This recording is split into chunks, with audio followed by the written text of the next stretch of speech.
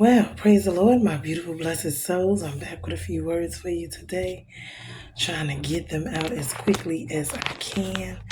Just want to share what I have been learning, and I'm trying to apply it to my life. Every time I'm learning something, I want to share, and I want to, on top of sharing, I want to be able to apply it to my life and hope that you guys are learning and doing the same. Anyway, okay, this one I'm in Psalms, what is it, chapter 19, verse 7 through 14. I'm going to read it. The Lord of the Lord is perfect, reviving the soul. The testimony of the Lord is sure, making wise the simple. The precepts of the Lord are right, rejoicing the heart. The commandment of the Lord is pure, enlightening the eyes. The fear of the Lord is clear, enduring forever. The rules of the Lord are true and righteous altogether. More to be desired are they than gold, even much fine gold, sweeter also than honey and drippings of the honeycomb. Moreover, by them is your servant warned, in keeping them there is great reward. Who can discern his errors? Declare me innocent from hidden faults. Keep back your servant also from presumptuous sins. Let them not have dominion over me. Then I shall be blameless and innocent of great transgression. Let the words of my mouth and the meditations of my heart be acceptable in your sight, O Lord, my rock and my redeemer. So I'm going to get into this one. I'm trying to figure out which one I'm going to name this one, but this is actually showing how Christ is explaining kind of who Christ is, meaning being the Word. He was the living Word. So he's the only living Word, an example that we have, meaning the Word in flesh. And because he is the Word in flesh, it's incorruptible, it's flawless, it's perfect, unlike us, because we're humans and we have flaws. And, this is why Christ had to come.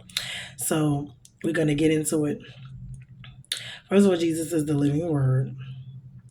He's actually the light against the darkness. So when you see and you think about darkness, and he keeps talking about the light and the salt to give flavor, this is what he's talking about. The light, meaning that gets, that is fights or gets rid of the darkness, meaning when light is shined, the darkness goes. So I don't know if I'm trying to get it right, to say it right. So anyway, but he's not only the way, the truth, the light, he's love. He's the path to God. He's the Father. When you look at the temple and the way it's made, the outer, the inner, and the Holy of Holies, it's the way, it's the truth. The outer is the way, inner is the truth, and the inner meaning is the Holy of Holies. The Bible, meaning the sword, because that's what it's called, is the word of life. It is the bread of heaven, the food to our souls, the guide of our life. It is the actual testimony, meaning Christ, the living word. It's meeting the needs of all of us, our human hearts. It is the law of the Lord and the Lord of the world. It is the sun, like I said, the creation of life, the light, the warmth, the growth. Because, in nature, we cannot, and nothing can grow without light. You need light, sunshine, the sunshine or light.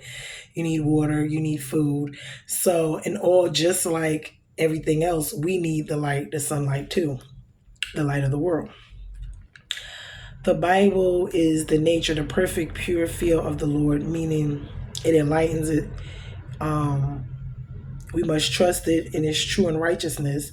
We must treasure it, more precious than gold. We must taste it and test it to see how good that it actually is, meaning to our souls, because that's what we do. We feed on the word because it is our food, the light, the water. Jesus is the light. He's the water. He's the our bread, meaning the word. So when we look at these things, we start to understand what it is that he is saying to us when he's talking in these, when we do not understand, we got to really try to sit down and figure it out.